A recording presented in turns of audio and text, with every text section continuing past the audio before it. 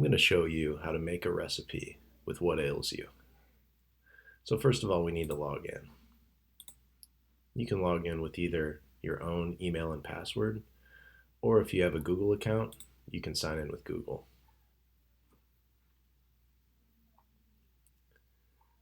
Once you're signed in, you can find your recipes right here. Let's make a new one. This recipe is going to be a standard simple pale ale based on Maris Otter.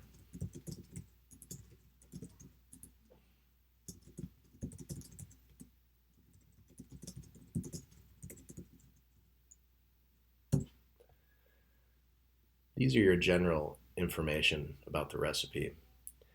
And these fields below can actually be configured in bulk in your brew settings.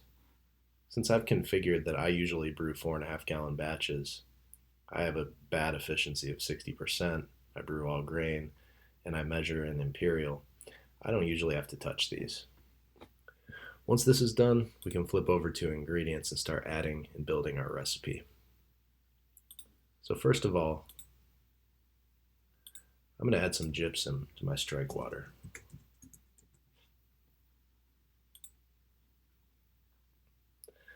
Then come the mash additions. Here's where I'll add my fermentables.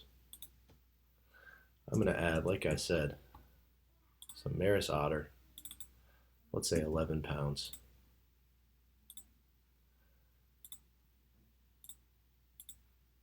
And I'm going to add some Crystal 10L to darken things up a little bit. It's a nice color. Once you've added your mass additions, you can estimate your SRM and get a visual representation of what that looks like up in your statistics. Also, you can get an estimate of what your original gravity should be based on your efficiency. Now that I've added some fermentables, let's go ahead and add some hops. So I'm going to add a hop at 60 minutes. And these are going to be my bittering hops. Let's do 2 ounces. That's not bad. That gives me an IBU of about 60. Now, to make things a little more interesting, let's add some more. At 30 minutes, I'm going to add, let's say, an ounce of Cascade. Ooh, and that beefs up the IBU to 76. Probably don't want to go too much higher than that on this beer. So we'll call that good.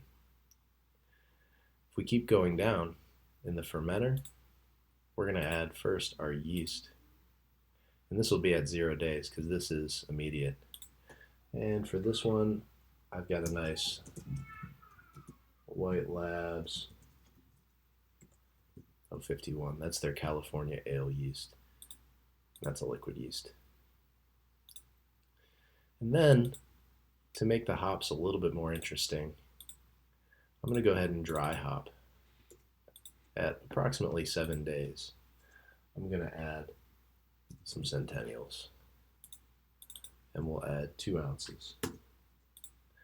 Now, because 7 days is an estimate, I'm going to make a note saying add dry hops when fermentation is plus or minus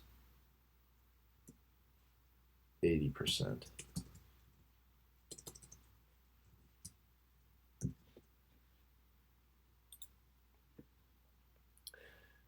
Because 7 days is really kind of a guesstimate. It depends how the fermentation goes. If it gets off to a roaring start, it might be sooner, or if it starts slow, it might be longer. But when we're about 80% fermented, that's when I want to dry hop this. So now I've put my whole recipe together. If I had any additions at packaging, like if I was bottling, I could put priming sugar here, or if I was adding anything else at the bottling step or packaging step, I could add it here. I could even put volumes of CO2 for keg pressurizing if I wanted to. And you can see here, we've got some stats that are very useful to us. We can predict our color, we can predict our bitterness, we can predict our OG, which is based on our target efficiency. We can predict our final gravity and our alcohol content, which is that OG with the efficiency of the yeast, which this yeast is approximately 77% efficient. And then we have some water predictors. Since I'm not doing fly sparging, I'm going to do just one batch, all full boil, and that's configured up in the brew settings. I want to start with about 8 gallons of water and expect to lose about 3.6 in the process, which will land me at 4.5 gallons in the fermenter. Once I'm done, I can save it. Now if I go back to my recipes, we'll see the pale ale right there that I saved. And if I want to print it, I can hit printer friendly version. And that takes me to a nicer view, which is meant to be printed off and used. I can take this ingredient list to my homebrew supply store, and I can follow these steps out in the garage when I'm brewing if I want. That's about all I've got to show you. Thanks for listening.